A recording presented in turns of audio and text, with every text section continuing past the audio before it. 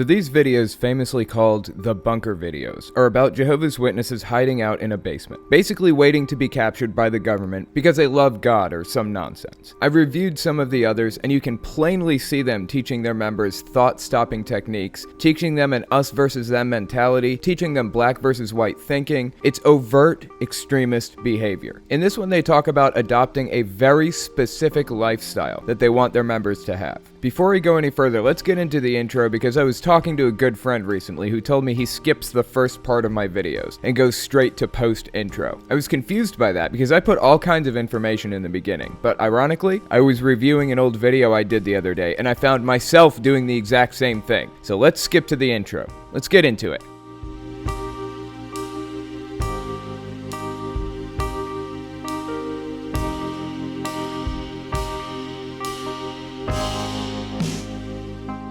Now, before we actually get into the Jehovah's Witnesses clips, let me explain to you guys why I removed the word atheist from my name. When I started my YouTube channel, I called myself the Telltale Atheist. The name, Telltale, came from one of my favorite stories by Edgar Allan Poe, The Telltale Heart, second only to The Black Cat. In the story, a man commits murder. He hides the body in the floorboards. Then the murderer starts hallucinating the sound of his victim's heartbeat. Police come to the door, and he hears the heartbeat so loudly, he thinks the police can certainly hear it too. The reason I picked the name Telltale is to represent the fact that I'm revealing secrets that other people don't want revealed. I'm the sound in the background. I'm forcing people to face their crimes. That's what the name means to me. I started out talking about Christianity generally, but as time went on, I started to realize something really significant. We need people talking about how harmful Christianity is more generally. We need people like Mr. Atheist, Genetically Modified Skeptic, Holy Kool-Aid, Godless Engineer, Shannon Q, Apologia, and all of the others to talk about religion and its damaging effects on society. But for my channel, I decided I would focus on the most harmful of the most harmful, the root of the phenomenon, extremism, and the end result of mixing extremism and religion,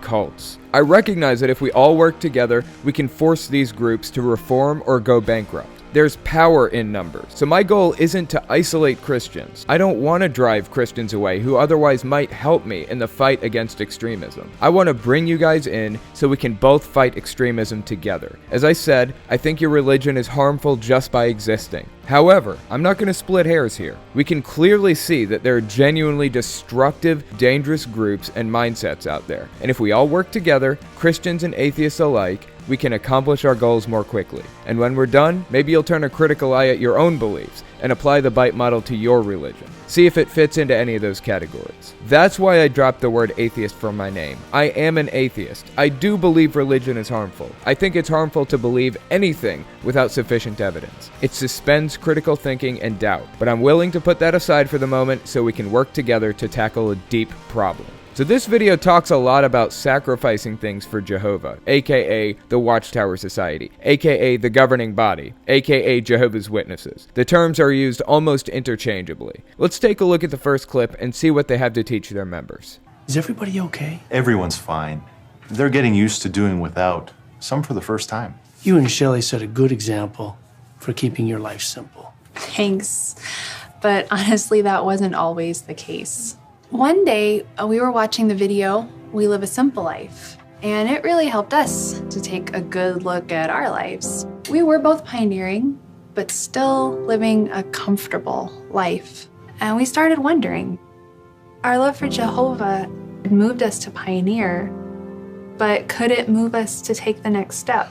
After meditating and praying about it, the answer became obvious. We sold our house, found a little apartment in the territory. Okay, there are some glaring problems I have with this message. First, did you hear when she said, we were both pioneering, but still living a comfortable life?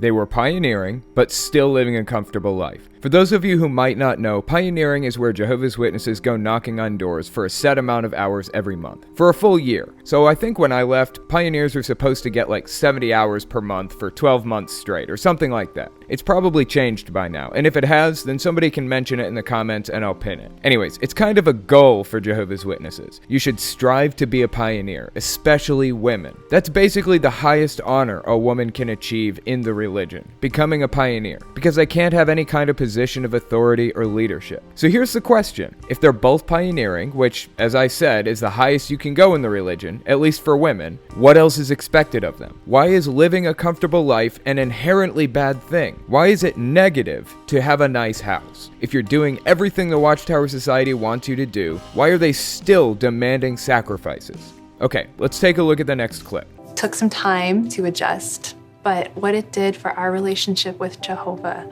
was so worth it. With nothing to tie us down, we were blessed to go to the School for Kingdom Evangelizers. And then that's when you all met us. I remember when you guys moved here, everything you owned fit into your car and trailer. Yeah.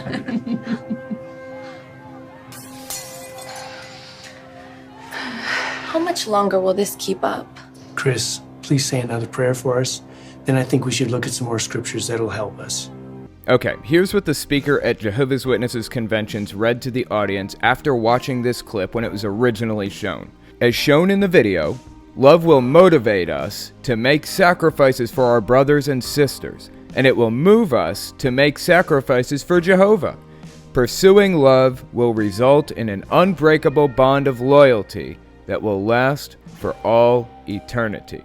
Here's something else to think about. I bet I triggered a bunch of ex-Jehovah's Witnesses viewers by how I read that just now. They're trained to use a very specific inflection when speaking. I don't know what it is, but there's something distinctly different about how they speak publicly. I'm hoping I nailed it on the head with that one and gave everybody flashbacks. Now about the clip. They mentioned the School for Kingdom Evangelizers. That didn't exist when I was a Jehovah's Witness, so let me explain what it is. It's basically an indoctrination school where people go to learn how to be door-to-door salesmen. After they finish there, they'll send some people to different parts of their home country to become pioneers where there aren't as many Jehovah's Witnesses. Id est, where the need is great, quote unquote. Sometimes they're sent out of the country. It depends. So what they're saying here is that there is a step beyond pioneering. You can go to the School for Kingdom Evangelizers and go around the country knocking on doors. If you're living comfortably, then you're failing in their eyes. That is extremism. And finally, at the end, we hear glass breaking and what appears to be rioting or something going on outside. They're frightened because they're under attack for their religious beliefs, so they dive deeper into those beliefs for some perceived protection. This is a good reflection of how it works in real life too. They dive deeper into the beliefs that have such a stranglehold on them. That's why I never mock them, I never make them feel stupid, I never talk bad about the people personally, at least not anymore. I did at one point in my life.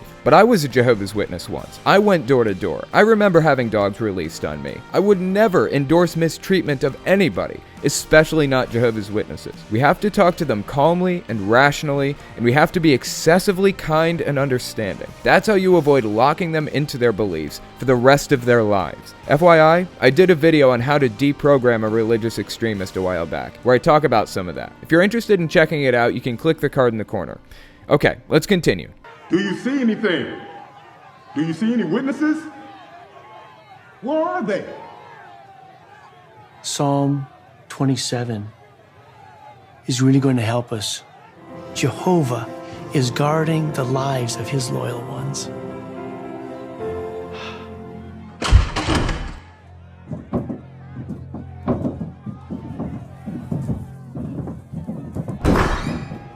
Where are they? Check the basement.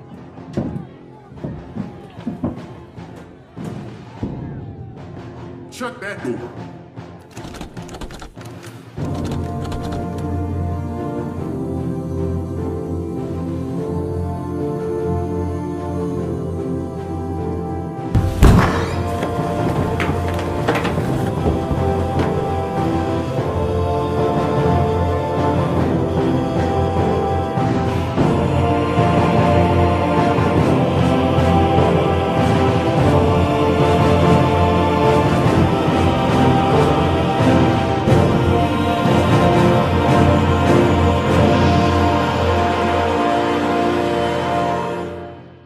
And that's how it ends. I do have one follow-up question. What the f*** was the lock for? What was the secret knock for? They just busted in. This is a good example of how Jehovah's Witnesses think. How deeply they believe that they're going to be directly attacked, not for some perceived wrongdoing or something, but solely on the basis of being Jehovah's Witness. This is a pretty good indicator of it. Do you see anything?